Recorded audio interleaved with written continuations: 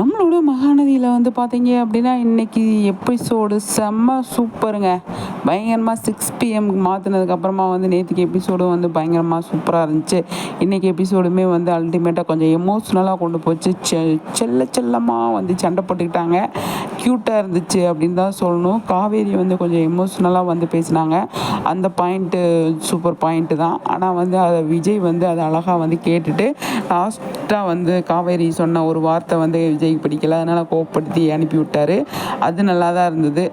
அதுக்கப்புறமா வந்து ஸ்கூலில் வந்து டான்ஸ் ப்ரோக்ராமில் வந்து காவேரி வந்து சைன் பண்ணது அது சூப்பராக இருந்துச்சு. குட்டி காவேரி வந்து வீட்டுக்கு பார்க்க வராங்க, அது செம்மையாக இருந்துச்சு.